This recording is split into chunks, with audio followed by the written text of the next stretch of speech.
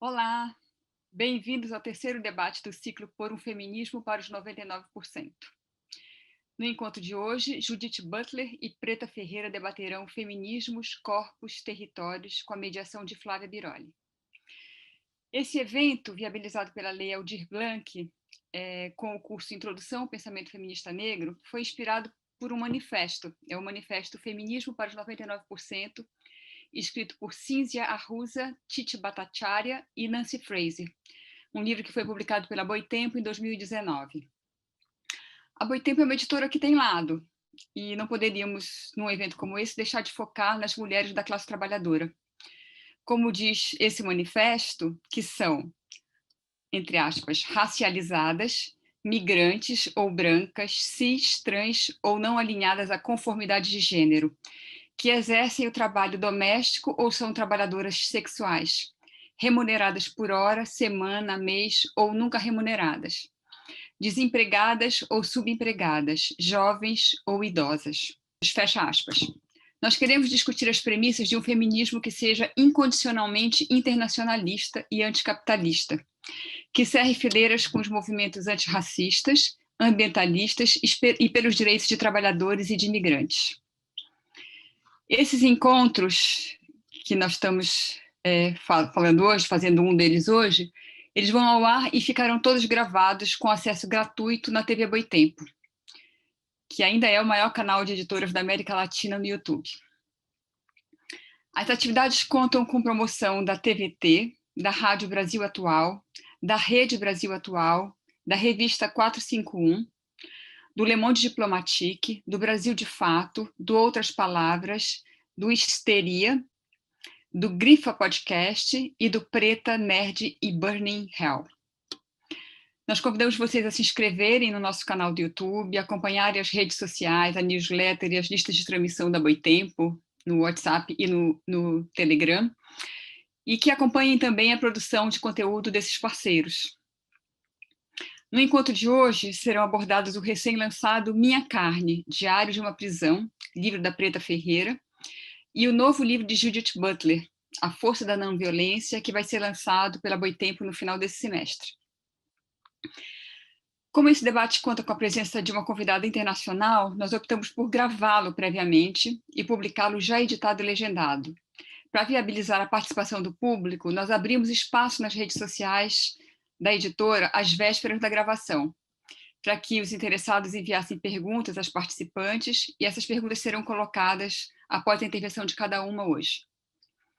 A mediação será de Flávia Biroli, que é também uma autora da casa, professora do Instituto de Ciência Política da Universidade de Brasília e pesquisadora do CNPq. A Flávia foi presidenta da Associação Brasileira de Ciência Política e fez parte do grupo de assessoras da Sociedade Brasileira de Ciência Política e da Sociedade Civil da ONU Mulheres. Foi editora da Revista Brasileira de Ciência Política e é autora, entre outros, de Feminismo e Política, em coautoria com Luiz Felipe e Miguel, publicado pela Boitempo em 2014, de Família, Novos Conceitos, publicado pela Perseu Abramo em 2014 também, Gênero, Desigualdade, Limites da Democracia no Brasil, publicado pela Boitempo em 2018, e Gênero, Neoconservadorismo e Democracia, em coautoria com a Maria das Dores Campos Machado e Juan Marco Vaggioni, publicado pela Boitempo no ano passado. E agora eu passo a palavra para Flávia Biroli, desejando a todas uma excelente atividade. Que bom estar aqui para esse debate. Eu inicio agradecendo imensamente a Judith Butler e Preta Ferreira por estarem aqui hoje, nesse diálogo sobre feminismos, corpos e territórios, que é parte do Ciclo Internacional por um Feminismo para os 99%, organizado pela editora Boitempo. Eu vou começar apresentando as nossas convidadas que nos dão essa alegria tão grande de poder ouvi-las nesse momento. Janice Ferreira Silva, conhecida como Preta Ferreira, é ativista do Movimento Sem Teto do Centro, o MSTC, que luta pelo direito à moradia na cidade de São Paulo. É atriz, cantora, compositora, produtora e escritora.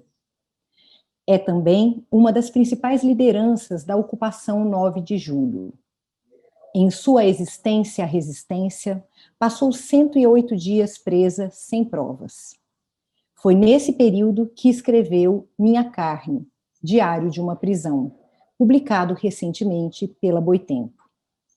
Sua análise parte do cotidiano das mulheres encarceradas para expor o sistema necropolítico que todos os dias nega possibilidades e retira as vidas da população negra. Preta Ferreira nos fala de desumanização, mas também de resistência. Corpo e território são atravessados pela primeira e ressignificados pela segunda. Feminismo, antirracismo e a luta contra a precarização são inseparáveis em sua atuação e em sua escrita. O enunciado do MSTC nelas reverbera. Quem não luta está morto. Preta Ferreira também tem trabalhado no suporte à população vulnerabilizada pela Covid-19. E sua trajetória mostra a força das alianças possíveis entre diferentes agendas de luta, a potência da arte e da escuta. Obrigada, Preta, por estar aqui hoje. Judith Butler é professora na Universidade da Califórnia, em Berkeley, onde ocupa a cadeira Maxine Elliott de Retórica e Literatura Comparada. Seu trabalho teve forte impacto na pesquisa e no ativismo feminista e LGBTQ, a partir da publicação, sobretudo, de Gender Trouble, que é de 1990, e Bodies That Matter, de 1993. Sua análise sobre o caráter performativo do sexo interpelou as teorias feministas em algo que é fundamental, a definição dos sujeitos. Esses sujeitos, que sempre estiveram nas reflexões de Butler como corpos em relação, situados no espaço e no tempo, aparecem em suas obras mais recentes, mais conectados ao sentido que territórios, fronteiras e muros assumem nas práticas coloniais e na violência do Estado. Em Parting Ways, publicado pela Boitempo em português com o título Caminhos Divergentes, sua reflexão percorre elaborações das resistências, do que permite romper a catástrofe, imaginar e agir na construção de um futuro. Em The Force of Nonviolence, que será em breve publicado em português como A Força da Não-Violência pela Boitempo, esse mesmo esforço se apresenta numa reflexão potente sobre as necessárias e ambivalentes relações nas quais somos. Nossa dependência recíproca, nossa inserção em contextos concretos de recursos e instituições, não se separam de nossa singularidade. São também a base concreta e sempre ambivalente da resistência ativa à violência e à destruição. Antes de seguirmos, gostaria de registrar nossa solidariedade a cada pessoa que nesse momento sofre a perda de alguém, em um país em que a pandemia de Covid-19 tem exposto as consequências da irresponsabilidade cínica, de estratégias políticas marcadas pela recusa violenta do valor da vida e do sentido do comum. Agradecendo mais uma vez a Preta e a Judith, eu passo a palavra primeiro para a Preta Ferreira, que vai iniciar sua exposição, em seguida nós ouviremos Judith Butler e depois ainda teremos tempo para conversar. Né? Então, obrigada de novo. Preta, é com você. Bom dia a todas, a todos e a todes. Primeiro, eu queria agradecer por esse convite. Não tenho palavras para descrever estar aqui hoje na presença de Judith Butler, que também me inspira e me ensinou muito sobre um universo que eu pouco conhecia devido à luta, né? Mas Judith, ela teve um lugar bem expressivo na minha luta, quando me ensinou que a gente pode fazer luta juntas e a gente não há necessidade de nos amarmos, de sermos amor, I love you, 24 horas, mas a gente precisa se unir contra o nosso opressor, que é a falta de garantia de políticas públicas voltada aos corpos precarizados.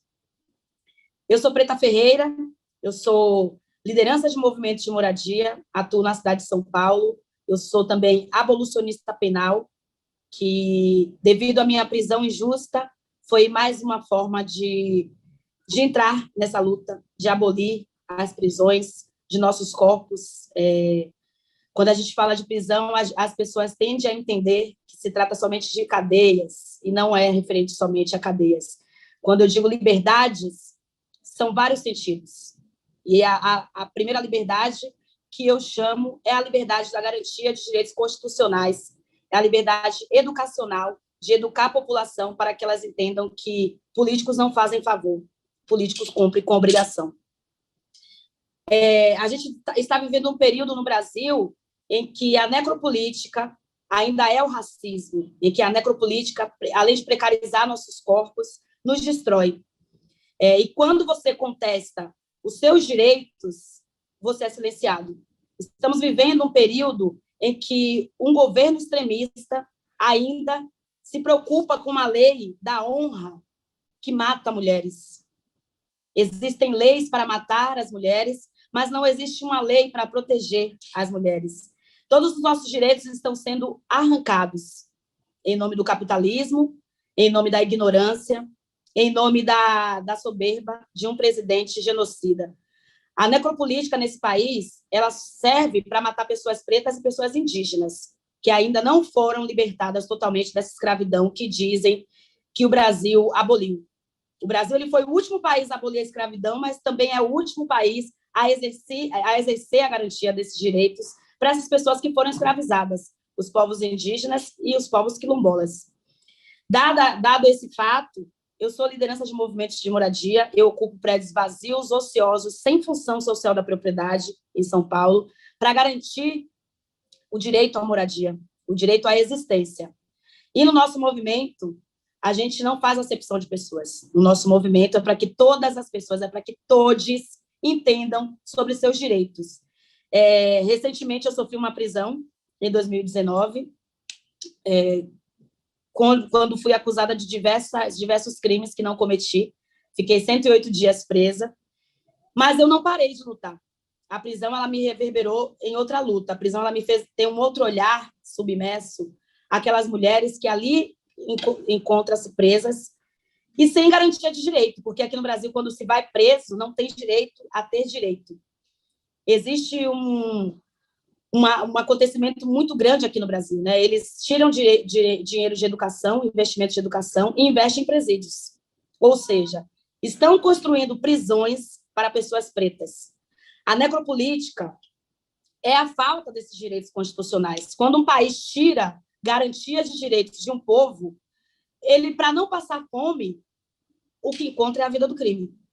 Então, o governo, a sociedade é responsável por cada uma daquelas pessoas que estão ali atrás das grades, por cada uma daquelas pessoas que vão parar atrás das grades devido a essa necropolítica, devido à falta de seus direitos constitucionais. Então, acho que o papel de uma mulher preta elucidada, né, que tem aí uma mente mais lúcida, é sim de fazer com que outras pessoas, com que outros corpos precarizados entendam sobre seus direitos constitucionais.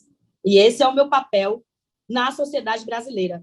Entenda-se que eu não estou aqui me colocando no papel de heroína, mas eu estou aqui para fazer alianças com outras pessoas e com outras fortalezas que me proporcione garantir e proteger essas vidas que são menorizadas e que são descartadas por um governo extremista e por um governo que é racista, machista e que mata, assassina seu povo devido a não compactuar com o governo genocida. No Brasil, existe muito uma palavra durante a pandemia, fique em casa, mas estão fazendo reintegração de posse, colocando famílias nas ruas em meio a uma pandemia. Existem leis que estão sendo criadas para matar pessoas pobres. E eu acho que a nossa função, quanto sociedade civil, quanto pessoas que entendem, é garantir que essas pessoas não vá para as ruas, porque o déficit habitacional em São Paulo é grande, existem mais prédios abandonados do que pessoas precisando de moradia. E isso é um crime. E quem está cometendo esse crime não são os movimentos de moradia que estão sendo criminalizados, são os governantes que não cumprem com os direitos constitucionais da população. com direito à moradia, à saúde, à educação, ao lazer. Então, todos esses direitos estão sendo roubados devido a uma política genocida e assassina, que é o governo Bolsonaro. Preta, muito obrigada. Eu passo diretamente a palavra agora à Judith Butler, para que a gente possa ouvi-la e depois a gente segue conversando. Judith, mais uma vez, obrigada por estar aqui conosco. Well, I thank you for honoring me with this invitation and with the chance to listen to Preta and her story and her analysis. It is important for all of us, no matter what language we speak, to hear Preta's story, because Preta's story, of course, is her story. She lives it. This is her life. She was arrested. She was falsely accused of crimes she never committed. She was incarcerated 108 days, every day, knowing that this is injustice. No, every day knowing that this is the injustice of the law, but also of the government, and also knowing, as I understand it, that the injustice that she was experiencing was one that many, many people have experienced, that this is a pattern, and that Black women in particular are targeted by the police, by the law, restrained, falsely accused, given no access to justice, no possibility of redress, except, of course, through the community of support that exists outside the prison. Now, the problem, of course, with the community of support that exists outside the prison is that they could any day go to prison themselves. And if you're advocating for somebody in prison, you are already a suspicious character, right? So the media people, the legal people who take the risk of advocating for those who have been unjustly incarcerated are also now targets. Are they against the government? Will they be told that they are also guilty of crimes? And we can see this is a system that is able to discount and devalue anyone who tries to speak the language of justice. Now, Preta said something many things extremely interesting, and I'm so grateful for your clarity, your great intellectual clarity, your extraordinary way of telling your story, because it is about you, but it is also about a government that kills its own people, a government that puts its own people in cages, a government that restricts not only the freedom of movement and the freedom of expression, but the very freedom, as you put it, to exercise one's constitutional rights, right? So that's an extraordinary freedom to deny, because when you deny the freedom to exercise your constitutional rights, you are no longer a subject who is protected by the law. You are a subject who is attacked by the law. And we have to see that that this pattern is a deep one. If we rely on the law to protect us, we are also subject to the same law that will attack us, which means that our sense of what our rights should be, our sense of what should be a constitutional right, exists sometimes outside the law, even in a sphere that the law calls criminal. Now, this is a crazy world, right? Where those who seek to exercise their rights are criminalized. Those who seek to demand justice are considered to be terrorists, or they're considered to be anti-government or a threat to the nation, right? And of course, Black women have always been a threat to the nation, because the idea of the nation has always been a white one, and it's always had a very narrow idea of who belongs here, who belongs in Brazil, who's entitled to education, who's entitled to a home, to housing rights, who's entitled to vote, who's entitled to a decent wage. And so all of these questions, I think, pertain to the idea of what kind of nation is this? How does it imagine itself? And we know that under Bolsonaro, but before Bolsonaro on the right and after Bolsonaro, we must remember there will always be, I hope not always, but there is such a strong white supremacist assumption in Brazil. So when we think, well, who threatens the nation? It is certainly Black women. It's especially trans Black women and men who are subject to violence, exclusion, poverty, lack of access to housing, to healthcare, to literacy, but also the sex workers upon which the white men depend, who have no decent wage or sometimes no wage at all, who look for protection or access to healthcare or to a living wage, whose exploitation is well known. And, you know, it tells us something about what our communities have to be. We have to know what justice is when the law does not embody justice. We have to know what justice is when the law is actually actively destroying, seeking to destroy the very idea of justice.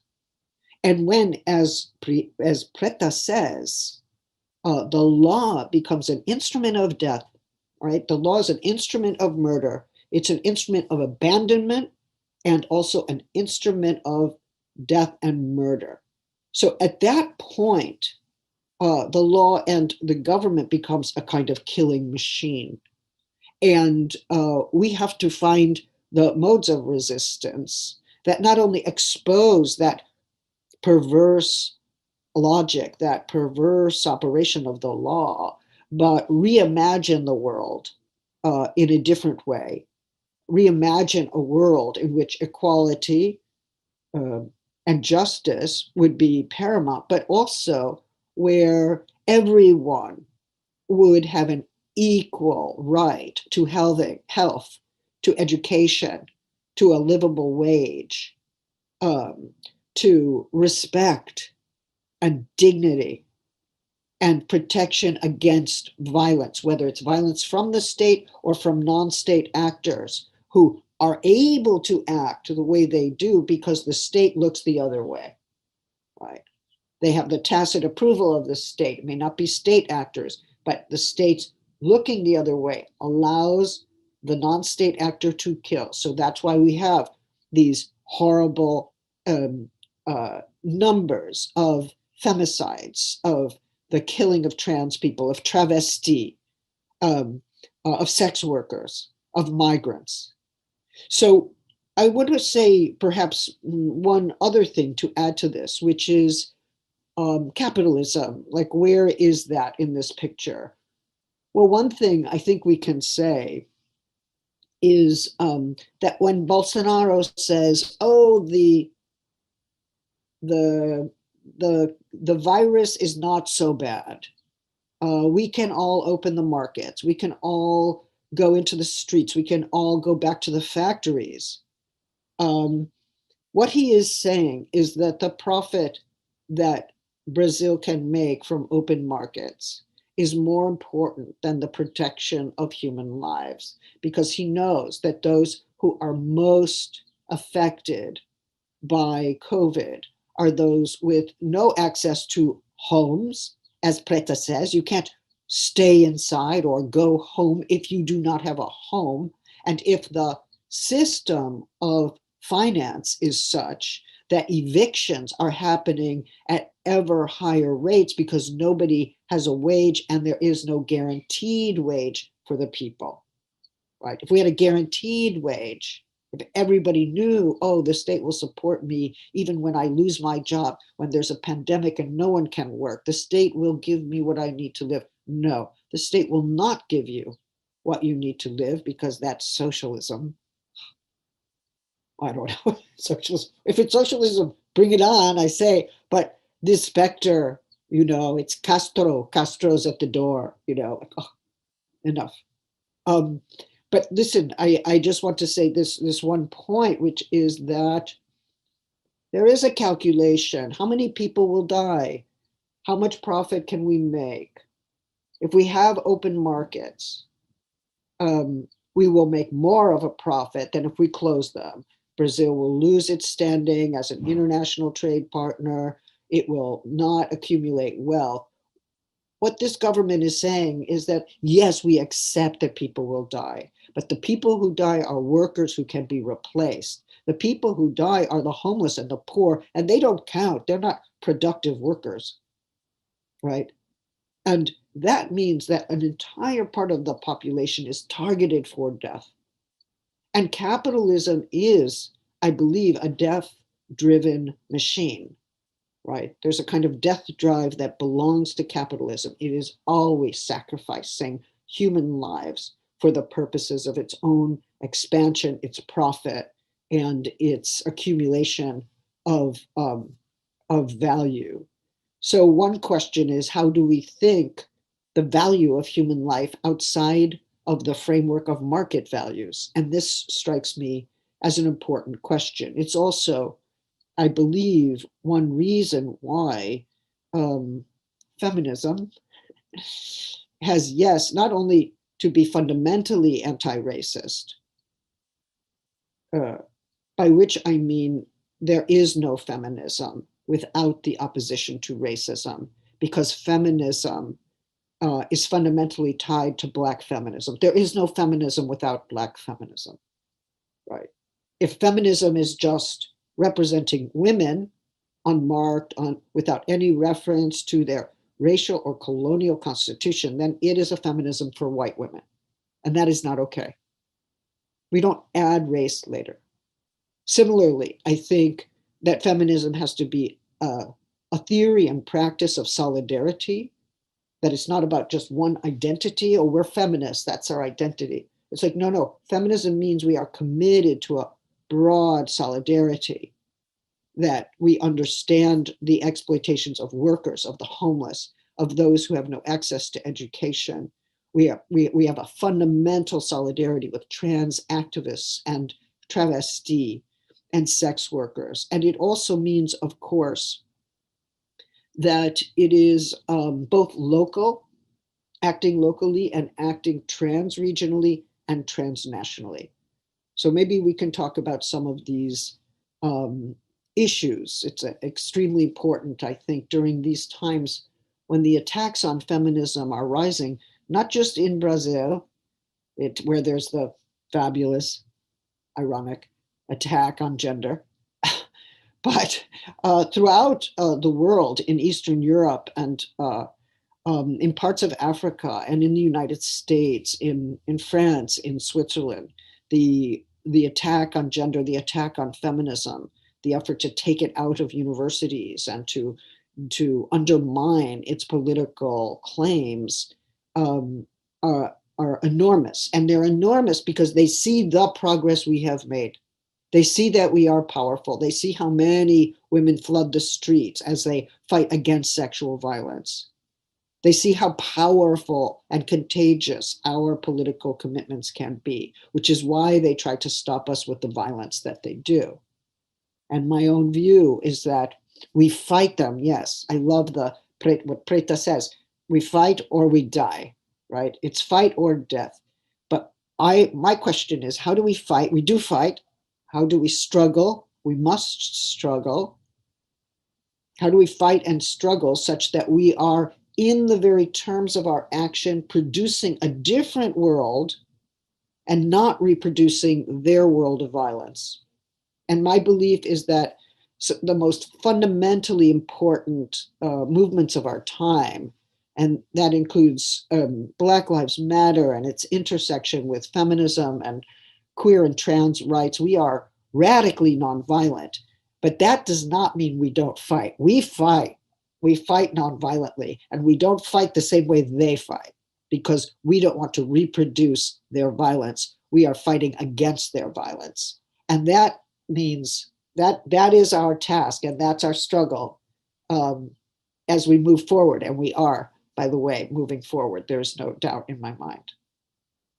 Thank you. Muito obrigada, Judith. Foi excelente ouvi-las. São muitos os pontos das falas de vocês que levam a discussões e que já dialogam, né? Já tem um diálogo aí colocado desde o começo da fala da Preta e nos comentários e na exposição da Judith. Eu queria começar com uma pergunta que eu faço inicialmente retomando alguns pontos que foram trazidos por vocês nessa primeira exposição, que dizem respeito a essa construção da ameaça, né? De quem ameaça. A Judith Butler nos chamou a atenção para como existe uma relação entre a construção da ameaça e uma certa construção da nação, né? Agora, isso é algo que se expressa na violência de Estado, né, no Estado que deixa matar, além de encarcerar uma parte da sua população, né, mas é também algo que vai sendo parte do cotidiano das pessoas, né? Então, nessa nossa luta pela construção de um mundo não violento, né, em que a política do descarte deixe de ser tolerada, a gente precisa transitar, né, entre o modo de funcionamento do Estado e o cotidiano, e mesmo o suporte ao supremacismo branco, por exemplo, que às vezes aparece onde nós nem esperamos, no nosso cotidiano, né? Então, eu queria partir daí para falar um pouco de como hoje, na América Latina, na nossa região, a separação e o medo organizam, né, as relações, né? Então, em cidades grandes, em cidades pequenas, na América Latina, em diferentes países, as grades estão em todos os lugares. Elas estão nas casas, nas lojas, nas escolas, né? Elas separam e elas atravessam relações que são marcadas pelo medo. Nas áreas ricas, multiplicam-se muros de condomínios, seguranças armados. É como se a violência colonial, que faz parte da nossa história, fosse ativada todos os dias. Na violência do Estado, como se diz no Brasil, as balas não são perdidas, elas sempre encontram corpos negros, mas também na erosão dos laços de solidariedade, na imaginação de um futuro comum. No Brasil, isso tem se agravado, com a extrema-direita ampliando o seu espaço, ativando a recusa da vida, deliberadamente destruindo nossas condições para um futuro comum.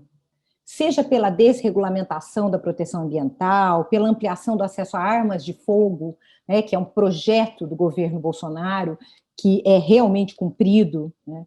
Nessas condições, para fazer frente a essa vontade radical de poder como destruição, nós precisamos construir resistências amplas, né, baseadas aí em alianças que permitam modificar, inclusive, essa percepção, né, de como quem ameaça. Como que nós podemos pensar os feminismos nesse momento, diante dessas questões, né? Qual é o papel dos feminismos nessa imaginação do impossível, Judith, que você menciona no seu livro, essa importância, né, de a gente pensar o impossível, mas também na ativação de alianças que façam frente à destruição. Eu vou só rapidamente juntar a esse meu comentário, a essas questões, algumas das questões que nos chegaram pelas redes sociais da Boitempo, antes dessa gravação. Uma delas foi como lidar com o fascismo normalizado na sociedade. A outra, como pensar o neofascismo numa era pós-Trump, e eu queria adicionar também pós-Bolsonaro, né?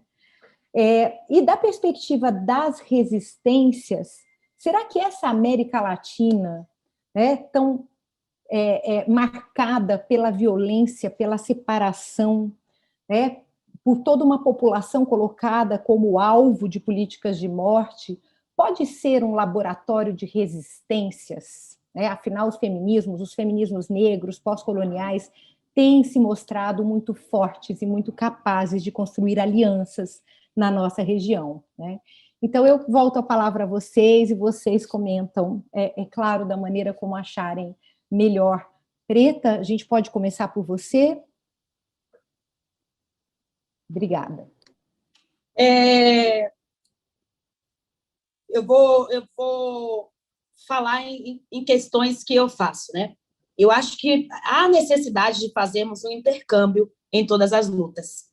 Nas lutas indígenas, das pessoas pretas, LGBTQIA+, porque não existe essa unificação de lutas e de corpos se a gente não entender o outro indivíduo. Se eu não entender a luta e a dor do outro indivíduo, eu não posso começar uma luta, travar uma luta ou me proteger somente falando de mim, somente falando da minha luta e do meu feminismo. O feminismo, ele é plural e ele abrange todas as pessoas, todos os corpos que são precarizados, todos os corpos que são minorizados. Nós não somos a minoria, nós somos jogados para sermos a minoria. Então, acho que há necessidade de entendermos a luta dos nossos irmãos, a luta de nossas irmãs, para que a gente unifique nossas lutas e para que a gente se fortaleça cada vez mais. Estamos vivendo agora uma época em que, sim, o feminismo, independente do lugar do mundo que estejamos, estamos conversando, independente da nossa linguagem, estamos, sim, observando a luta da outra, observando a luta dos outros, para nos fortalecermos, né?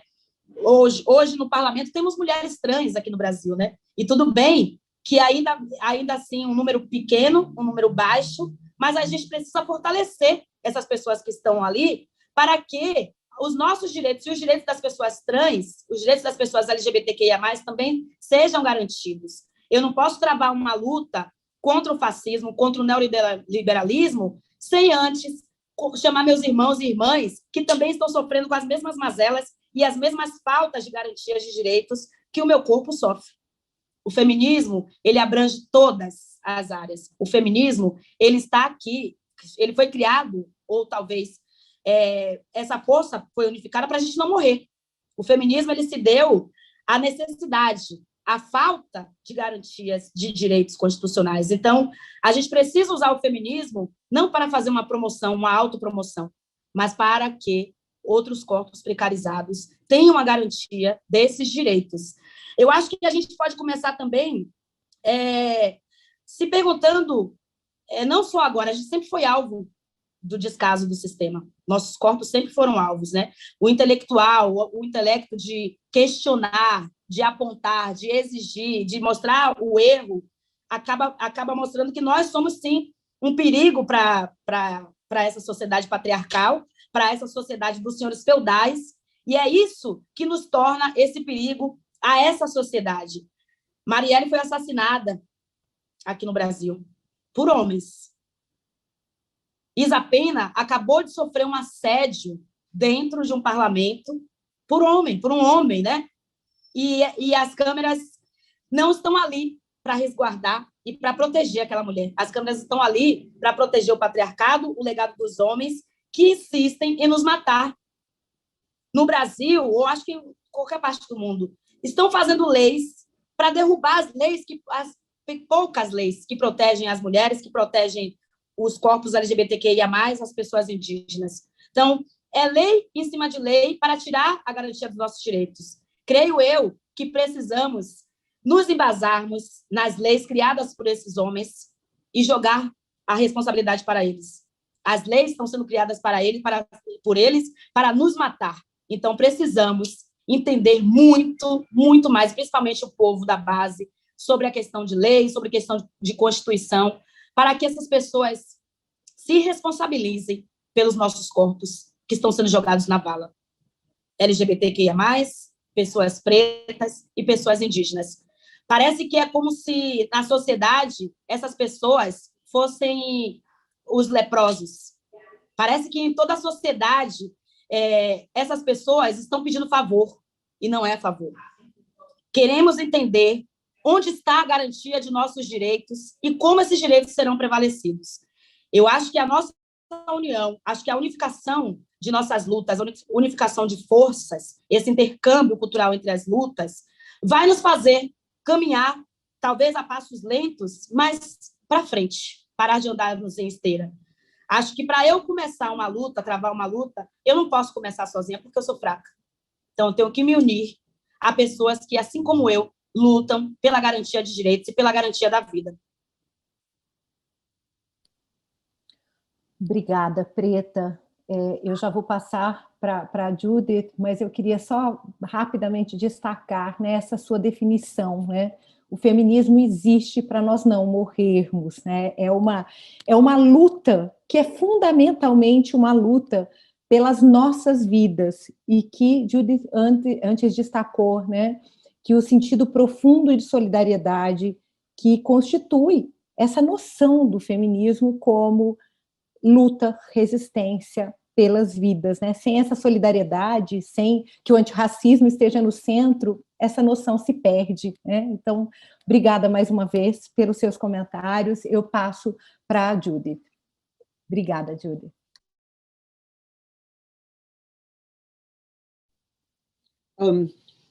Well, thank you very much. There's so much to say, and it's important to organize my thoughts in some ways in light of all that Preta is saying to us and Flavia is saying as well. I suppose I want to go back and say that if we think about the abolition movement, the abolition of prisons, and Preta's previous remark that incarceration exists everywhere, Flavia says this as well, right? In throughout society, it's not just in the prison. The prison is maybe the most explicit architectural structure, right? Oh, there it is, incarceration. But incarceration exists throughout society, which means that people are walled in, they are stopped from moving, they are surveyed, they are watched, they are punished. And also, let's remember that this practice, repeated practice of incarceration, dates back to the enslavement of Black people and their forcible transport to Brazil. And it affects those either who live in Bahia or who have are the diaspora of Bahia in ways that are enormous. It also affects migrants and the poor and the indigenous, which I didn't mention before, but it seems to me that the indigenous struggle is absolutely fundamental to this struggle, which also means the struggle for the environment, nature, lands that belong to the indigenous, lands that have been destroyed through the practice of extractivism. And extractivism is, of course, the continuing colonial exploitation of those lands, very often sacred lands, that fuels the capitalist machine, and that might be understood to be the most clear site where colonialism continues and the decolonial struggle continues, and the intersection with capitalism, and in particular finance capitalism or neoliberalism, is intensified. So this is a crucial part of the struggle. When we ask how to build a resistance that is strong enough and clear enough, I have to say two things. One is that we have to make clear to some men on the left that feminism is not a secondary oppression. If they want to talk about class, then they need to see that women are disproportionately poor, If they want to talk about class, they need to see that women are subject to exploitation on the job and also subject to radical unemployment. So poverty, literacy, employment, healthcare, all of these are women's issues. They are also issues of class, and they are more often than not issues of race. So if their framework does not intersect the various categories, then we are in some trouble, because they are telling us that they are the leaders and that our various struggles are secondary. And we must resist this. We must resist this. And I have seen that they sometimes mock the ecological concerns of feminism, but I have something to say to them, which is that without addressing climate change and the destruction of the earth, they will not have their social movements.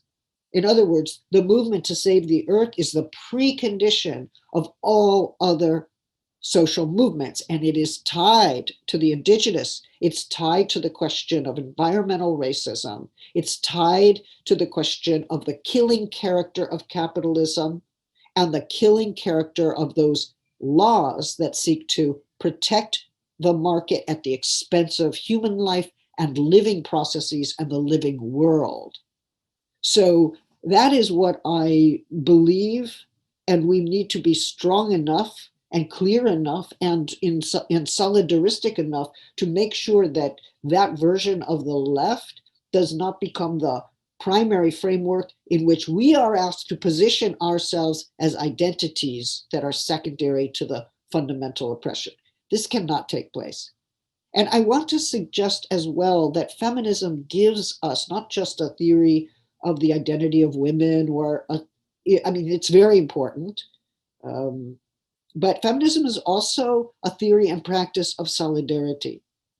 It shows us in its practice how you negotiate difference, how you come to understand worlds that are different from your own, how you join in a resistance movement with a clear goal in mind, supporting each other in networks of care, I would say radical care,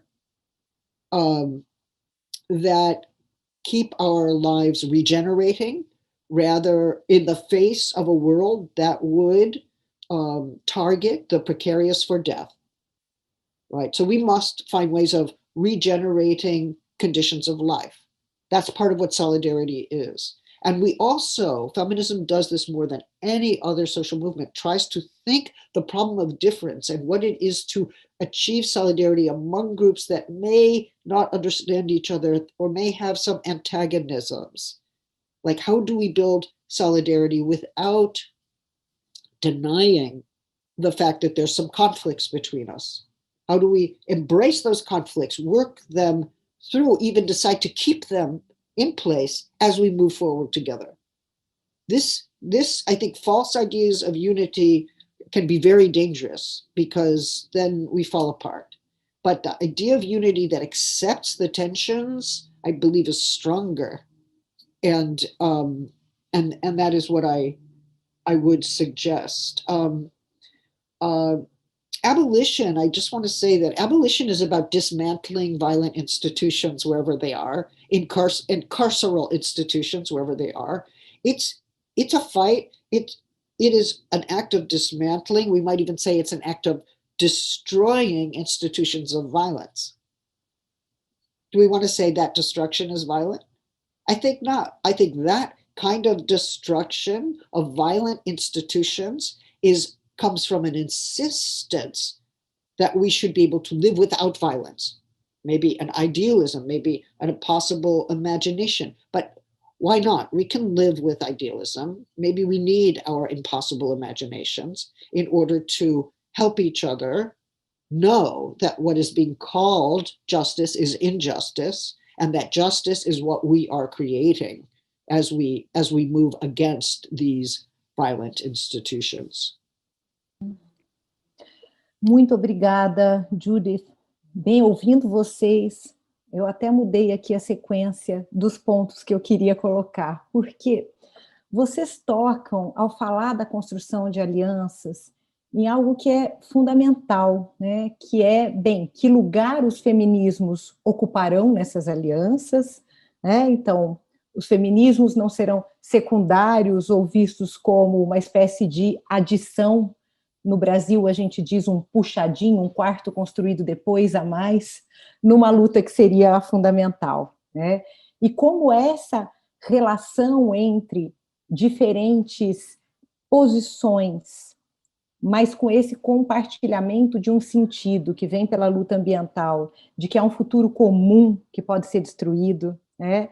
Pode ser uma chave aí, né, para a gente entender de que tipo de solidariedade a gente está falando, inclusive, porque solidariedade é também um termo que vem carregado, inclusive, das tradições cristãs, né? Então tem todo esse contexto.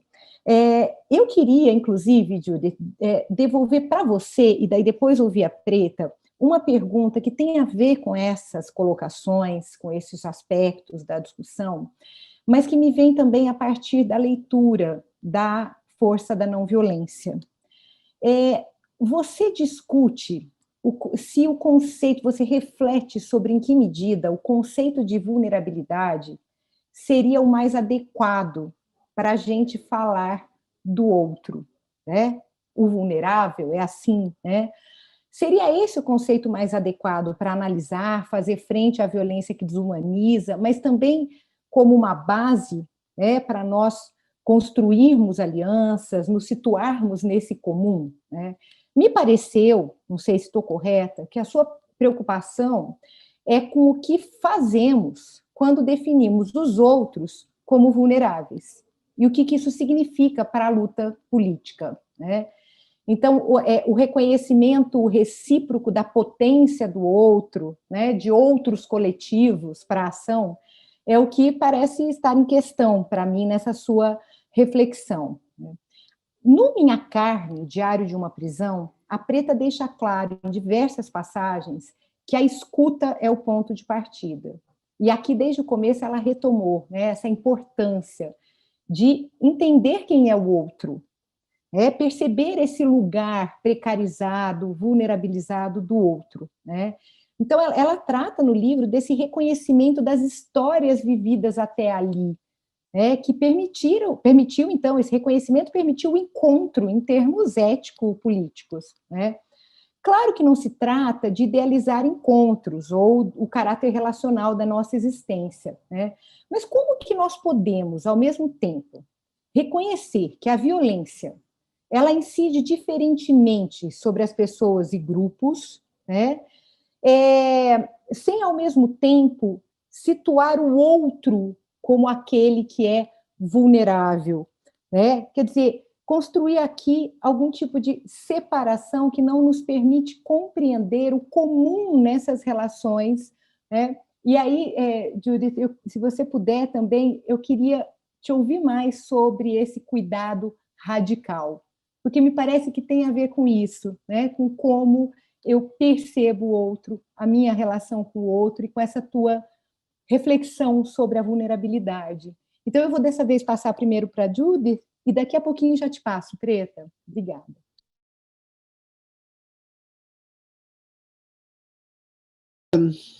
Okay, I'll try to be a little shorter in my comments this time. Well, thank you, Flavia, for your wonderful questions and your thoughtful response. I find all of what you and Preta are saying to be so exciting and challenging, and it's not always possible for me to think, quickly. But I want to suggest that feminism is not just one movement among many movements. I'm interested in what Veronica Gago says when she talks about feminism as a way of interlocking different movements, right? So she actually sees feminism not as an identity, but as a way of building relations and generating new possibility for relations. And I think that for that claim to be true, and I think it's perhaps more true in Latin America than anywhere else, we would have to connect the critique of finance capitalism, the long, violent history of colonial dispossession, the patriarchal forms of state terrorism directed against Indigenous and Black women, transvestite, all precarious lives, precarious workers, and that would and that means having different centers that actually emerge from different communities. We can't have one kind of center of feminist power. We have feminist power emerging from different communities that are in dialogues and that see that what is happening to them is linked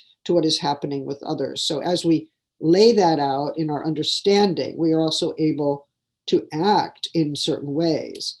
Now, vulnerability is an important concept, but it's not the basis of a new politics. You know, I think sometimes it's misunderstood as like, oh, the vulnerable, we are the new class. Like, no, not quite, because at least in English, we have a book called Vulnerability and Resistance. And in that book, we look at the struggles in Turkey and elsewhere, where women and other precarious lives are profoundly affected by violence and legal subjugation, incarceration. They are vulnerable, but the ways of resisting, they're not efforts to become invulnerable, right? Invulnerability is not an ideal. We don't want to be invulnerable. We know the men who think they are invulnerable. We don't want to be like that, right? Invulnerable is I'm a master. I'm not affected. Nothing affects me. I can't die of COVID. I may be sick, but I'm on my motorcycle going through, downtown, São Paulo.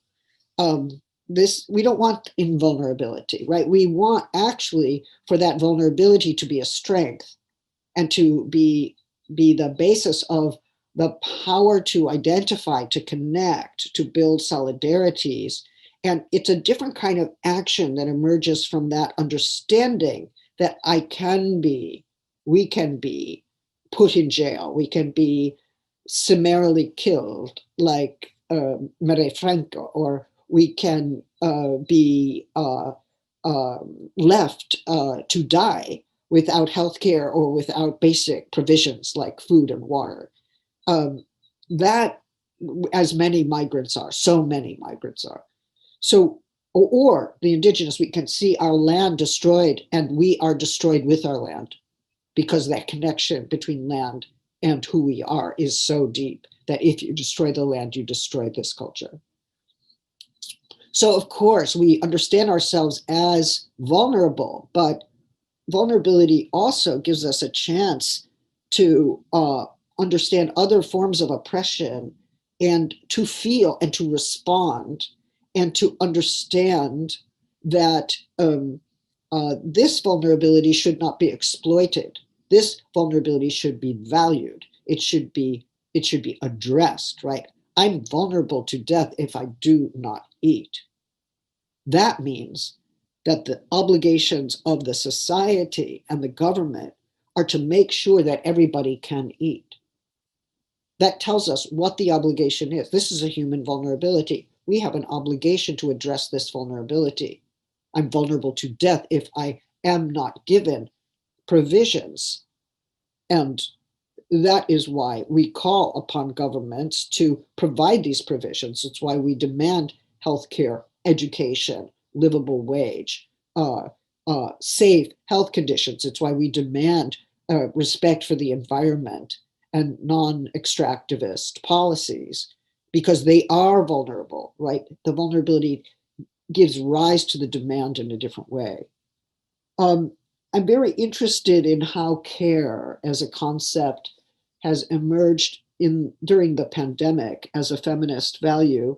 And there is, of course, I don't know if it's in Portuguese yet, but there's an important book called the Care Manifesto that some British feminists have published, and there are other books like Mutual Aid Societies, written by Dean Spade, the trans lawyer in the U.S., and there are others as well, many. But the idea is that care is not just the task of women.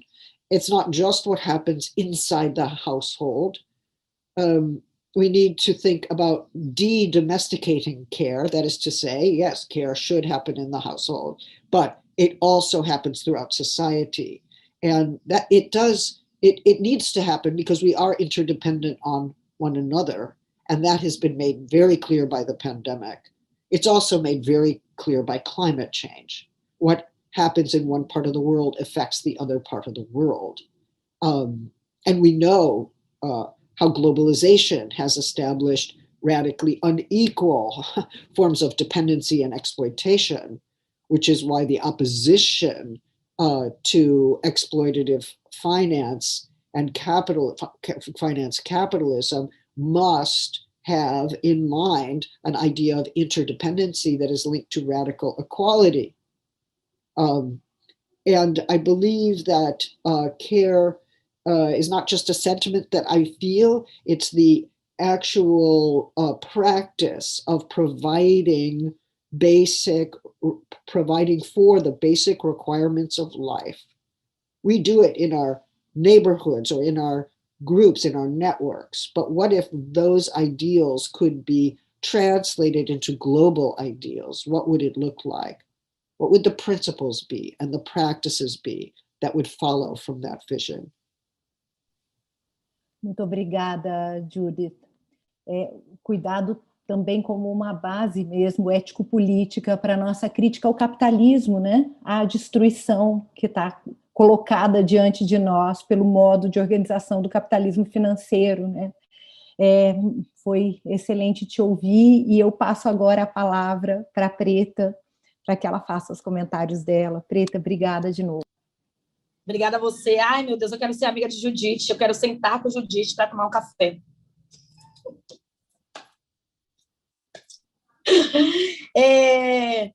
Quando a gente pensa, né, na questão da solidariedade,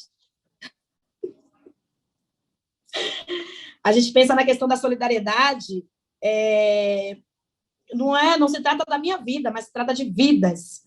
Precisamos explicar para as pessoas que nós não fazemos luta para salvar somente a minha vida. Eu também estou vulnerável, mas é com um todo. A gente precisa criar na memória dessas pessoas que elas podem ser sua própria liderança e que a gente tem que fazer luta com, não para. Eu não tenho que fazer luta para as pessoas que estão vulneráveis, eu tenho que fazer luta com, temos que fazer luta juntos. Eu acho que a ideia dessa questão de criar estereotipos como se nós, lideranças, fôssemos heroínas, heróis, tem que começar a se desmistificar, porque se a gente criar em todos os lugares lideranças nas lutas, aí sim a gente vai ter a garantia de nossos direitos, porque no meu movimento são quase 3.000 pessoas. Imagina 3.000 pessoas, lideranças de sua luta, de sua vida, de seus direitos constitucionais. A luta tem que ser com, não para. Então, já começa por aí, né? A gente precisa ampliar essas lideranças, fazer com que elas se enxerguem como tal, porque é um direito pela vida, e não se trata somente da minha vida, não se trata somente da vida de Judith, não sou eu somente que respiro esse ar, são todas as pessoas. Então, precisamos fazer com que as pessoas lutem juntos, não com. Ótimo, Preta, obrigada. E no seu livro, foi muito precioso para mim o modo como você trata da escuta das outras mulheres que você encontrou ali, e como esses encontros fizeram sentido nessa medida em que essa escuta aconteceu, em que você procurou entender cada trajetória, né? E esse lugar ali que você ocupou com elas naquele momento, né? Foi muito interessante isso. Sim, eu acho que o lugar de escuta, né? A gente precisa... Ultimamente, o ser humano só quer falar. Falar, falar e falar.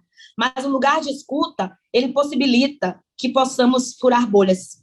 O lugar de escuta que eu tive na prisão, né, que eu dei para essas mulheres, foi o lugar de escuta que eu recebi também. Então, acho que a gente tem que fazer com que essas pessoas também falem, fazer com que essas pessoas também tenham esse lugar de escuta, porque através do lugar de escuta eu posso quebrar barreiras, quebrar paradigmas. Então, o lugar de escuta que eu dei àquelas mulheres enquanto estivemos presas foi o lugar de fala que a sociedade talvez tenha tirado. O silenciamento, né, que essas mulheres sofreram está no livro.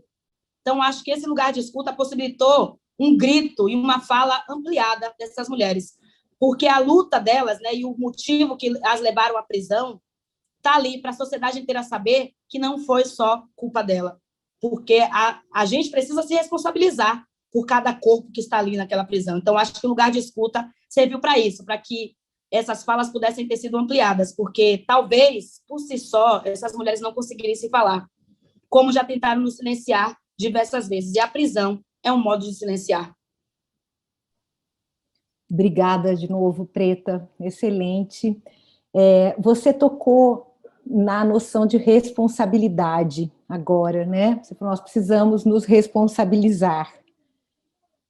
Nesse momento da pandemia, a gente tem um deslocamento mesmo, né? Uma recolocação do problema das responsabilidades, que já era um problema central, né?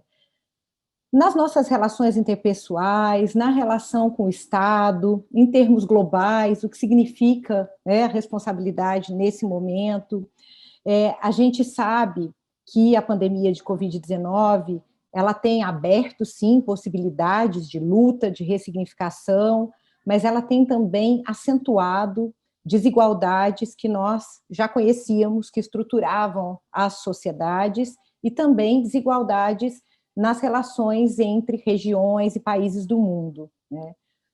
No Brasil, como em outras partes do mundo, a pandemia mata mais homens, quem mais morre é homem, negro e pobre, mas ela atinge as mulheres de forma trágica, retirando seus empregos, tornando suas vidas mais inseguras e mais violentas, né? Então, a gente tem lidado com essas questões internas, e nesse momento em que, com dificuldades, se aproxima a possibilidade de que a vacina traga, ao menos, né, uma maior possibilidade de a gente reconstruir, né, porque, além de tudo, tem sido difícil até construir protestos, né, a Covid nos traz todo esse peso, né, então a vacina é uma grande esperança com todas as dificuldades.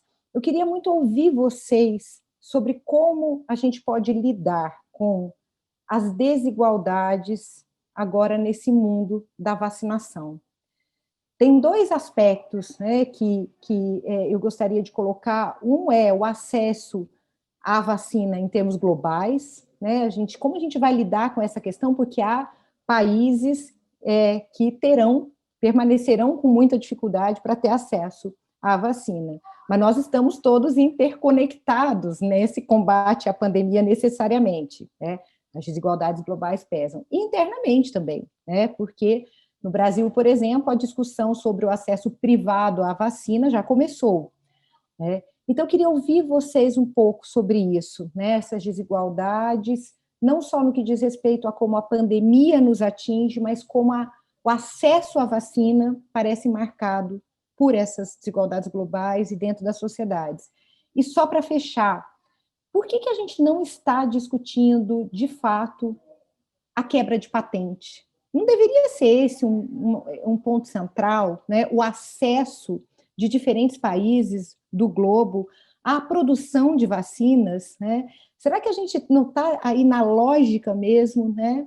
Em que o lucro determina o modo como a produção se dá e o acesso desigual? Então, se vocês puderem comentar um pouco, eu agradeço. Preta, quer começar dessa vez? Pode ser? Obrigada. A gente vive aí, antes da pandemia do Covid-19, a pandemia da falta de nossos direitos garantidos, né? A falta de direitos constitucionais. Antes do Covid-19, nós sempre vivemos a desigualdade. E é por isso que nos tornamos essas lideranças em prol da igualdade social. estamos vivendo, tanto aqui no Brasil quanto nos Estados Unidos, agora acho que não mais por causa do Joe Biden, né? Mas governos extremistas, em que está bem claro quem pode ter a vacina e quem não pode. Está bem claro que a vacina é para comprar e não para garantir o direito à saúde, como a gente tem na Constituição, né? Então, no Brasil, os primeiros a se vacinarem são as pessoas ricas, são as pessoas brancas. A gente teve aqui, a primeira pessoa que morreu de Covid-19 foi uma empregada doméstica, que pegou a doença de um homem branco, rico, que tinha viajado para a Europa e não deu nenhuma assistência, né? Então, quem lota os ônibus, quem lota os meios de transporte são esses corpos precarizados, porque a população, 1% da população rica do Brasil aumentaram suas riquezas, ou seja, a escravidão aumentou conforme a pandemia. Fica em casa, mas não tem como ficar em casa. Então, acho que a gente agora chegou no momento de luta em que a gente tem que fazer com que arrumar subsídios para que essas pessoas realmente fiquem em casa, porque o governo quer assassinar essas pessoas. Não temos vacina, também não temos projeto e nem planos para comprar vacina para a população. Um governo em que zomba de outro país, ao invés de estimular a população a usarem máscara, de estimular a população a não sair de casa e de dar subsídio para essas pessoas ficarem em casa. Porque não adianta você mandar alguém ficar em casa se não existe a casa e se não existe uma forma para ela ficar em casa, porque vai comer como? Vai vestir como? Como que essas pessoas vão se alimentar? Então, acho que a gente precisa mesmo criar subsídio, eu acho que explicar e incitar as pessoas, a população, a ficarem em casa, mas também achar um jeito para que elas fiquem em casa, fazer alianças, né? Eu faço muita aliança com pessoas que têm dinheiro, porque eu não tenho dinheiro, né? Para fazer com que essas pessoas fiquem em casa. Então, eu não quero somente falar para as pessoas ficarem em casa, eu preciso criar oportunidade para essas pessoas ficarem em casa, criar subsídios para que essas pessoas fiquem em casa. Eu acho que o pouco que a gente consegue fazer já é um grande feito, dada a vista que tem um governo que está matando pessoas. Somente no Brasil está morrendo por dia, né, mais de 2.000 pessoas. E quem é o culpado disso? O governante. Não adianta você colocar a culpa na população que não tem como ficar em casa para não morrer de fome.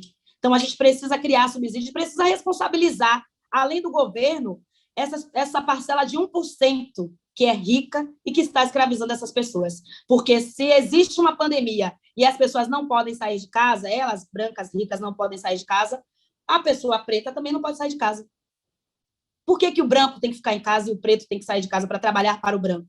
Então, acho que chegou o momento de responsabilizar essas pessoas que estão escravizando pessoas em situação de vulnerabilidade. Obrigada, Preta. É isso, né? O direito à saúde, ele está conectado a outros direitos fundamentais, né? Como o direito a uma renda digna, o direito à moradia, né? Tem uma interconexão. Sabe, Judith, que no Brasil existe hoje, em discussão no Congresso Nacional, uma proposta de emenda constitucional emergencial. E ela reduz os recursos para saúde e educação, porque ela suspende os mínimos constitucionais para saúde e educação. Então, veja, estão usando a emergência para suspender da nossa Constituição os mínimos de garantia de recurso para saúde e educação. Então, Bem, eu agradeço mais uma vez e passo a Judy para que ela possa comentar. Well, it's enormously cynical, I think, for the government to suspend minimum wage when actually it should be supplying a guaranteed annual income. Of course, I'm all in favor of subsidies, and I see that yesterday the US Senate approved a huge subsidy, one-time subsidy for many precarious workers, and that's a very good thing. But subsidy is important, but a guaranteed annual income is even more important. People sometimes are employed, sometimes are not employed, sometimes they are too ill to be employed, sometimes they have dependents for whom they must care all the time, and those people should not be abandoned to poverty and desperation. Their lives should not be threatened by the fact that they are trying to take care of others, or there are no jobs for them under certain conditions. So I do believe that this is a moment where a very basic socialist principle has to be invoked, and which doesn't mean that we have to go with all the existing ideas of the Marxist state. But I think there are some precepts of socialism that really need to be honored, like the right to education, free education, the right to shelter, no matter whether you can pay, the right against violent incarceration. I would add to that as a newer form of feminist, anti-racist, abolitionist feminism, the right to live in a world where we are free to move and breathe without fear of violence or incarceration, but also healthcare and shelter, and these are so fundamental that it doesn't make sense when a society is not committed to providing those fundamental conditions of life. And when it's not committed, it is accepting the fact that, yes, certain people will die. And that is a disposing of life. It is a policy decision that agrees with the fact, that accepts the fact that certain people will die. And it is fine with that. That is part of its calculation. That is part of what it accepts, and it is what it does. It's why it's a form of death dealing. It's a form of death dealing that does not need a gun. It does not need a physical instrument. It does not need a bomb. It just needs a policy that refuses to give people the fundamental provisions of life, housing and food and shelter. And I would include education among a fundamental provision. So, and a protection against environmental destruction and toxicity. So all of this is at stake here. And yet I'm drawn to what Preta describes as these forms of making connections within the prison. And in the US, prison education movements, although they are reformist activities, right? They are also educational activities where you can start to think about the institution of the prison. Where does it come from? What does it do? What are the alternatives to prison? How do we imagine a world in which prisons would no longer be necessary? What would the new institutions look like? What would it mean to provide social services or other ways of bringing people into community who have in fact committed crimes? And this is, of course, it's a very complex issue. And I'd like to ask Preta a question directly on this topic, because I'm myself a little confused. There are so many femicides, and I include the killing of trans people in this category, of course, trans women. But so many, I guess we should say, femicides and transcides that go unprosecuted, and we see what happens in courts of law when men are accused of having killed women, and the judge says, "Oh, well, that was a crime of passion," or "That's a private issue. I don't think the court should make a judgment here," and the man is exonerated. So many feminists would say, "No, we want those men to go to prison. We want them to be judged. We want them to be held accountable, and we want them to go to prison. And I understand this. There are many people I would like to see in prison. I want Trump to go to prison. You know, it's like a fierce imagination. No, like, I want this person to go to prison. At the same time, I don't like prisons. I don't believe prisons are a just way of life. I think prisons should be abolished. I think they should be dismantled, and we should think of other ways of handling the problem of crime.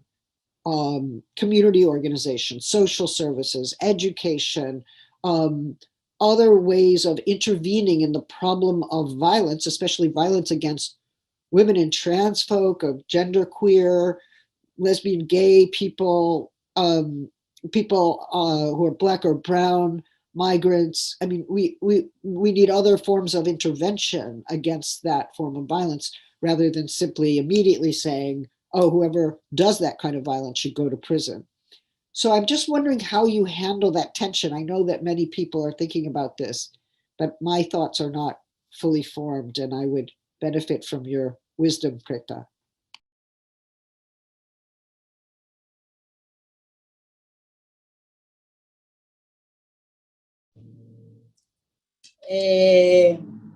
A gente tem aqui no Brasil o aumento do feminicídio devido ao Covid-19, porque as suas vítimas, né, a mulher, ela tem que ficar em casa com o agressor. No meu período presa, eu convivi com muitas mulheres que assassinaram seus companheiros, mas para não morrerem, muitas delas pediram socorro, foram a delegacias, pediram às autoridades proteção e não tiveram o respaldo das autoridades. A minha mãe, ela sofreu violência doméstica durante um bom tempo de sua vida. Então, para ela não morrer na mão do meu pai, ela fugiu, deixando seus filhos para trás. O Estado é responsável por essas mulheres. A gente estava no século XXI, em que a lei da honra no Brasil está sendo aí julgada para que os homens tenham aí uma porta de escape. Enquanto o número de feminicídio, enquanto o número de LGBTQIA+, aumentam no Brasil, de mortes aumenta, eles estão implantando leis para garantirem esses assassinatos e saírem ilesos. Eu não concordo com as cadeias também, porque a gente fala muito de ressocialização, de reeducar, de reinserir em sociedade. Mas como reinserir em sociedade quem nunca foi inserido? Tudo isso, toda essa violência que a gente cita, Judith, ela vem desse patriarcado. Ela vem desses ensinamentos que a gente cresce ouvindo. Então, o Brasil é um país racista, é um Brasil machista, em que as mulheres não têm legalidade, em que as mulheres não têm uma proteção garantida. Eu encontrei com pessoas que ficaram na cadeia mais tempo do que se elas realmente tivessem cometido crime, e aí, após isso, após o julgamento, né, provaram sua inocência. Mas quem devolve esses anos que foram perdidos? Então, as cadeias, elas estão sendo construídas não para reeducar, não para ressocializar, elas estão sendo construídas para torturar pessoas. E, com isso, gera o aumento da violência, porque as pessoas que estão sendo presas injustamente, ou até que cometeram pequenos delitos, porque tem mulheres que roubam para comprar comida, para dar comida para o seu filho. Então, essas pessoas, elas acabam aprendendo um ofício a mais enquanto está na prisão, porque mente vazia é oficina do diabo. Não adianta você jogar uma pessoa num metro quadrado, com uma grade, e você não dá ali um reforço escolar, você não dá ali subsídio para que aquela pessoa realmente se estruture socialmente. E quando sai da prisão, vai para onde? Qual que é a oportunidade que essa pessoa vai ter? Porque quando sai da prisão, quando a gente vai procurar emprego, a primeira coisa que se pede aqui no Brasil é um antecedente criminais, nem é o seu currículo. E se aí você passou por um período de prisão e mostra no seu currículo, você não tem chance, você não tem oportunidade.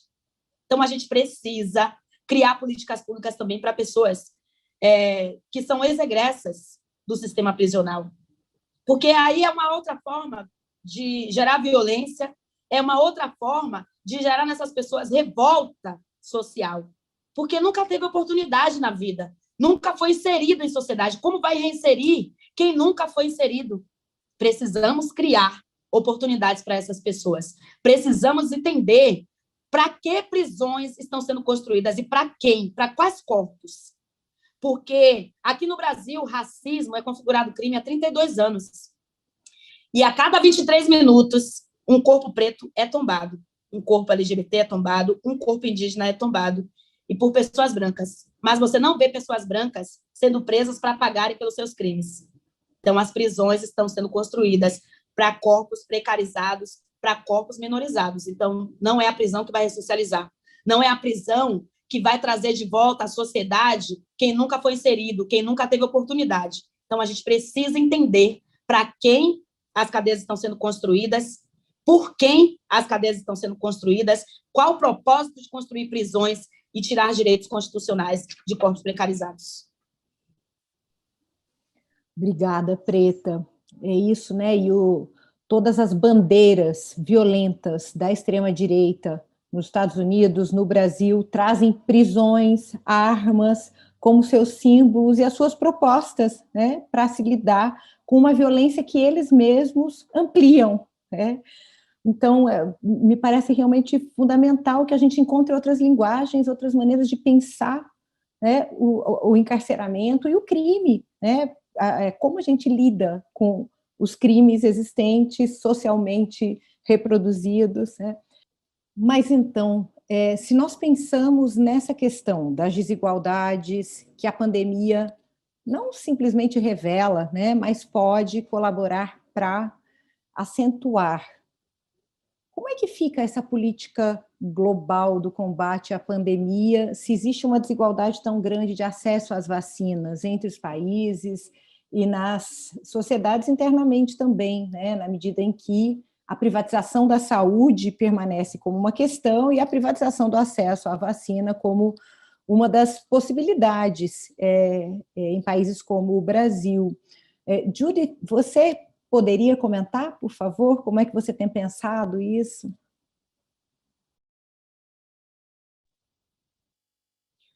Yes, I mean, it's a huge issue, and perhaps it's just a moment to repeat something that Preta has drawn our attention to, namely that when people are told to stay at home in order to protect themselves from the vaccine, there's an assumption that they have a home and that they can stay there without suffering domestic violence, that they can stay there rather than go to work to get a wage in order to secure food and to pay the rent, that they can stay there, that they haven't been evicted. So we see, I think, that the injunction stay at home is addressed to those who have homes and who do not need to leave the home for work, or who have somebody else working for them, and they are profiting from that labor, and so can stay at home with their financial situation intact. I think it's clear around the world that there's an increase in domestic violence, not just violence against women, but certainly that, but also violence against children and violence against queer kids, trans kids, whose ability to connect with each other and pursue their way of life depends on getting out of the house and meeting in common spaces. Those common spaces have been suspended, if not destroyed, and that's enormously difficult. You know, at the beginning of the pandemic, Arundhati Roy said, you know, maybe this is a portal through which we enter into a different world, a world of more radical equality, of respect for the earth, of understanding our common vulnerability as human beings, all of whom can be infected, all of whom can fall ill, all of whom are vulnerable to death. Angela Davis thought the same. She saw that the forces of production had ground to a halt, and she thought, oh, maybe this is a moment where we can, before we just restart everything as it is, we can ask ourselves, what kind of economic reorganization of life, would we like to see, and how can we build that? So there were, I think, these moments of great hopefulness. And of course, I am moved and touched by those, and I share them to some degree. At the same time that we saw the intensification of social, economic, and racial inequality. In the United States, most of those who have died from COVID come from Black and Brown communities, the Latinx communities, many of whom are living in the southern parts of the United States, or who have been discriminated against on the job market, or perhaps are living without documents, and have not conventionally received the same healthcare. The African American community also receives discrimination from healthcare providers.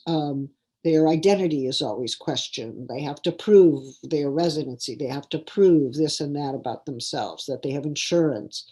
Their insurance is revoked if they're not working. Those who have long been discriminated against by the healthcare system are more intensively discriminated against now, and it makes them more likely to die. Their rates of mortality are much higher than white citizens of the United States. There's no question about it. So we've seen how certain populations are left to die, and others are highly protected. And of course, in the US, some of the most intense sites of infections have been meatpacking industries, or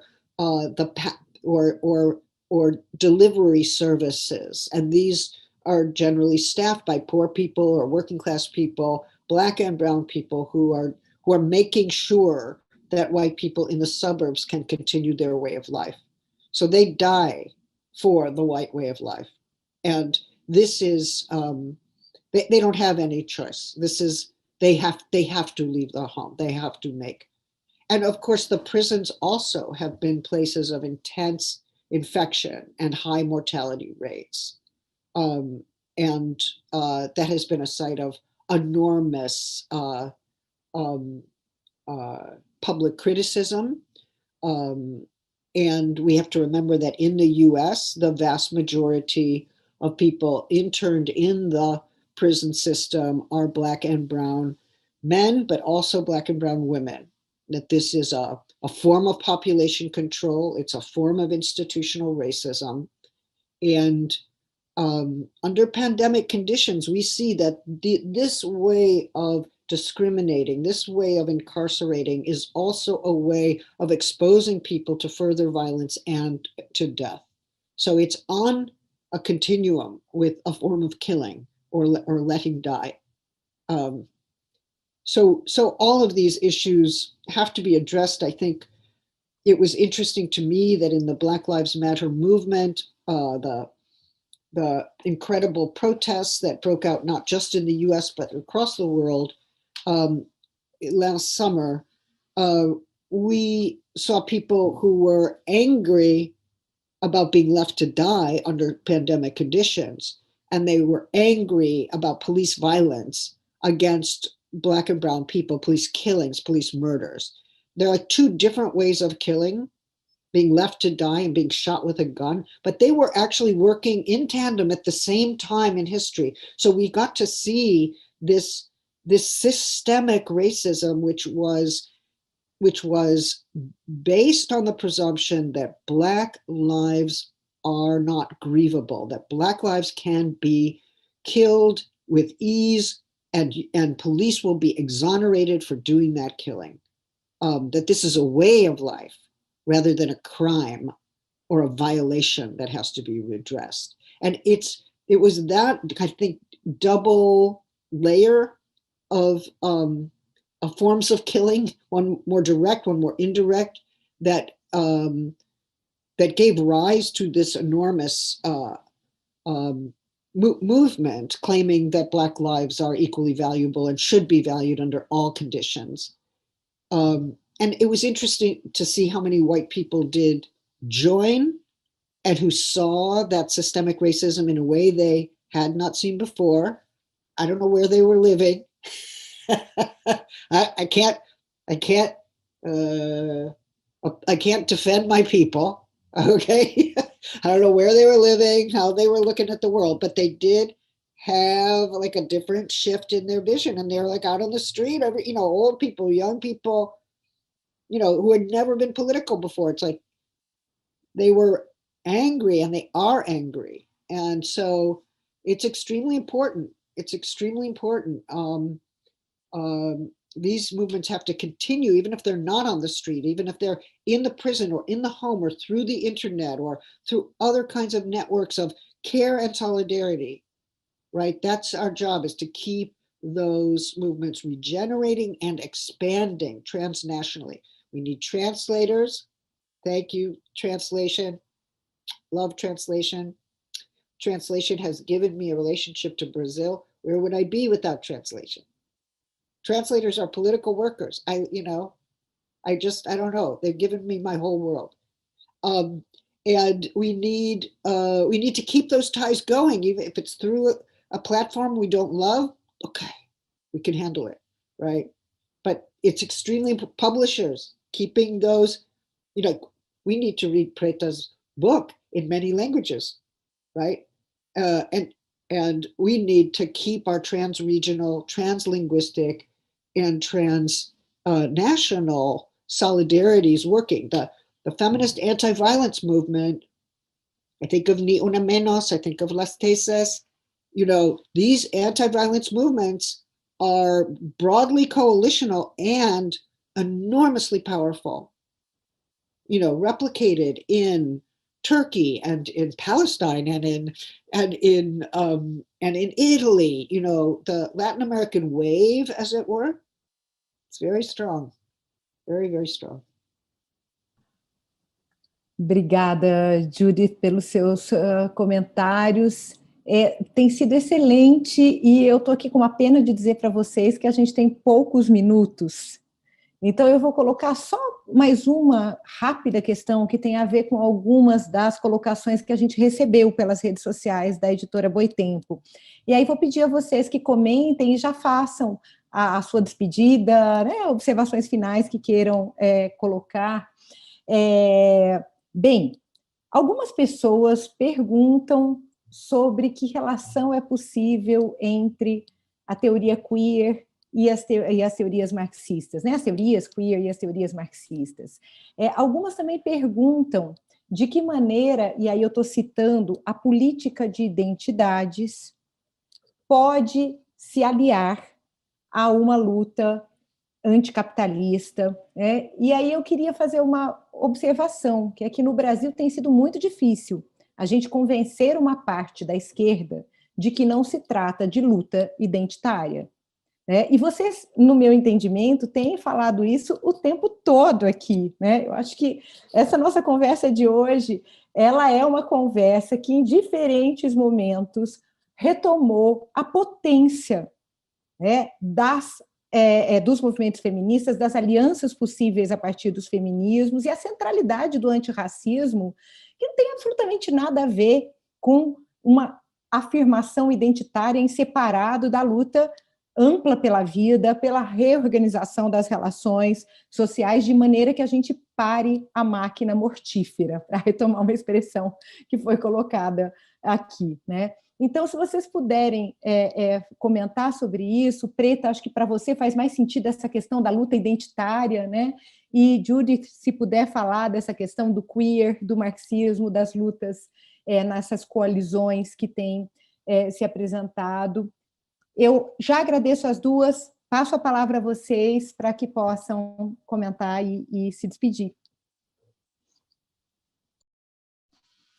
Bom, como eu disse anteriormente, né, não existe fazer luta sem pluralidade. Eu não posso iniciar uma luta antirracista, eu não posso iniciar uma luta sem antes fazer um intercâmbio pela luta dos meus irmãos e irmãs e entender onde está o problema e tentar juntos solucionarmos. O nosso inimigo comum é um só, que é o capitalismo, que nos mata, que extermina nosso povo. Então, não há como eu falar sobre feminismo sem pluralidade, não há como eu falar sobre a luta das pessoas pretas sem levantar a questão da pauta indígena e da pauta LGBTQIA+. Não existe, porque nossos corpos são os corpos que eles estão minorizando, não somos os minorizados. Na verdade, somos a grande maioria. A gente luta por liberdade. Quando a gente fala de liberdade, é liberdade de gênero, liberdade de usar a roupa que eu quero usar, liberdade de estar no espaço de poder que eu quero estar, mas é preciso ter oportunidade para estarmos nesses espaços. Então, eu acho que a luta do feminismo negro, da mulher preta, é para que outros corpos sejam contemplados com essa liberdade e possam estar em todos os espaços de poder. Eu quero muito agradecer pelo convite de estar aqui hoje. Para mim é uma honra estar com Judith. Judith, eu sou muito sua fã, de verdade. E eu espero que quando essa pandemia acabe, a gente possa estar perto, porque eu quero fazer um intercâmbio, sim, com você, com Angela Davis, e que a gente possa ensinar para as pessoas, ensinar não, chamar outras pessoas para lutar conosco contra o nosso opressor. A luta é com e não para. Não adianta eu querer fazer luta e me colocar na frente, como à frente de todo o movimento. Não se trata de Preta Ferreira, mas se trata de outras mulheres pretas, de outras mulheres indígenas, de outras pessoas LGBTQIA+. Então, a minha luta, eu venho atrás. Eu não posso estar à frente dessa luta. Eu sou simplesmente uma porta-voz. Mas eu quero que outras pessoas, assim como eu, tenham a oportunidade de falar, de ter um lugar de fala. Porque o lugar de fala, quando a gente fala de questão de lugar de fala, é para que outras pessoas não se sintam silenciadas e para que outras pessoas possam falar as suas dores, as suas questões, e que elas saibam que não estão só, porque a nossa luta é em plural. Gratidão a Boitempo, gratidão a você, Flávia, gratidão, Judith, gratidão ao Kim, gratidão à nossa tradutora. Contem sempre comigo. Maravilha, Preta, muito obrigada. Passo a palavra para a Judith.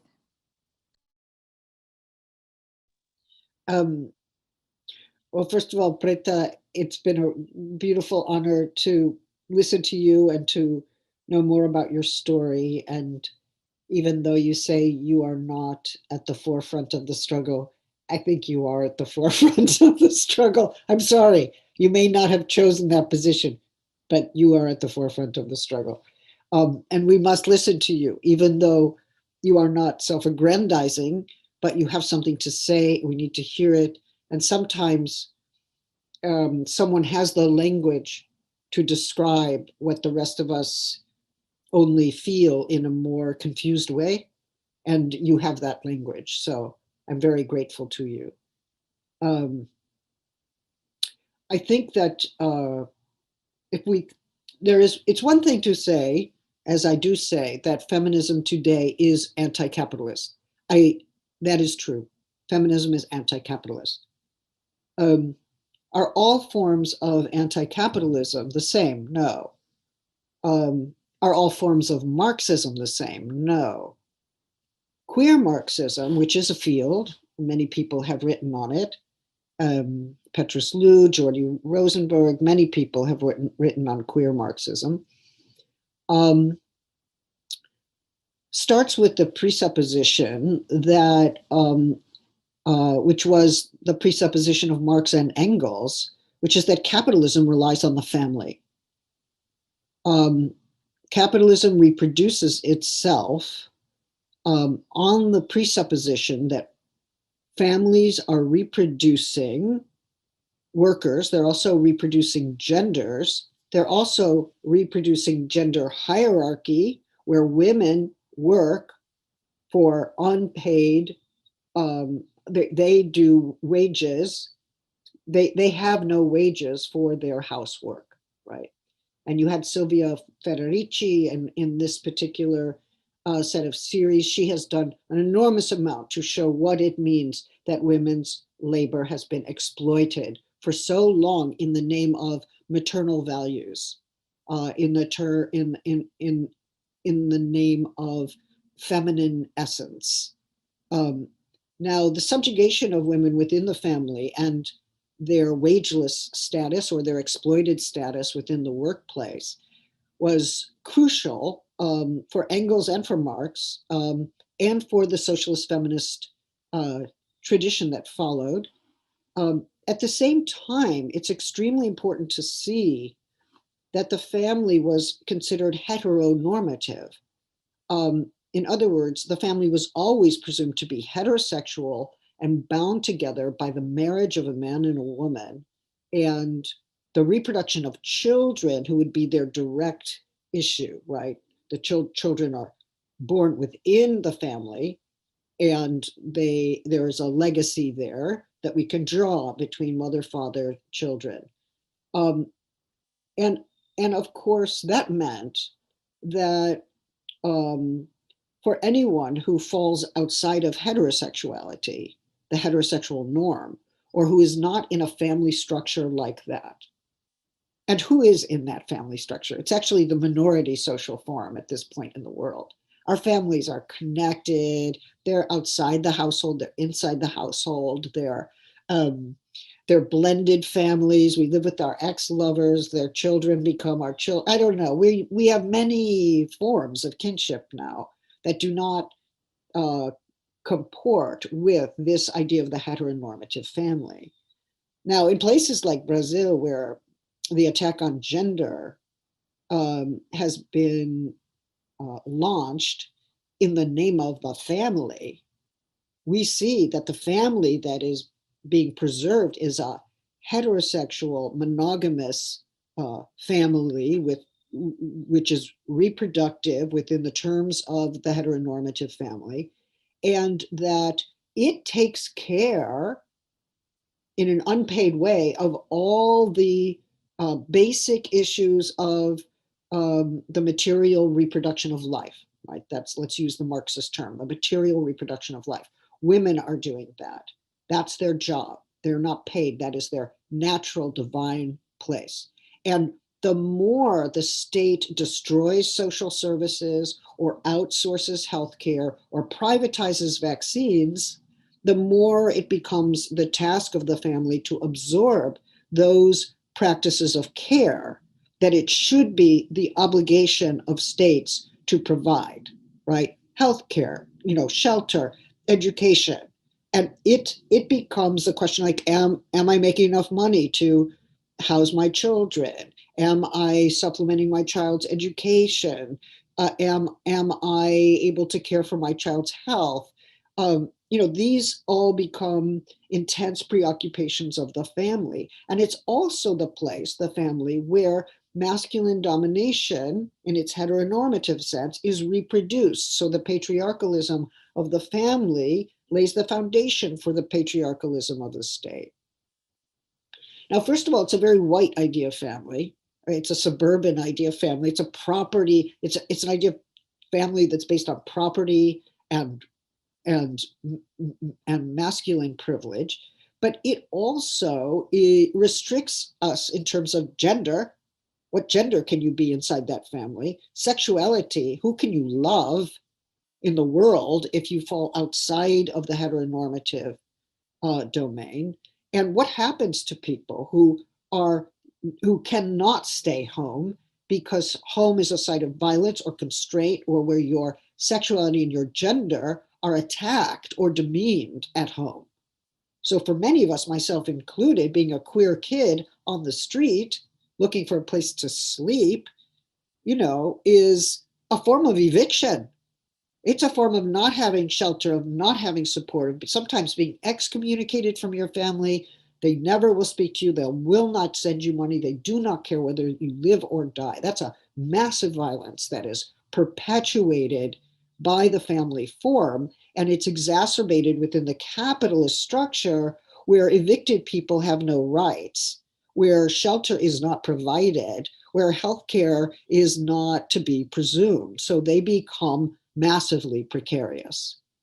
They may not correspond with a conventional idea of the proletariat, but they are the precarious, and that might be the term we need to describe this vast number of people, including migrants and the indigenous, who have been abandoned by states as they ally with capitalism to accumulate wealth and enhance their portfolios. Muitíssimo obrigada, Judith. Nossa, gente, eu estou triste de terminar, porque foi muito bom poder ouvir vocês, foi muito bom fazer parte desse diálogo, eu estou realmente muito contente e sinto esse diálogo como muito potente. Então, queria mais uma vez agradecer em nome da editora Boitempo, Preta, Judith, foi um enorme prazer.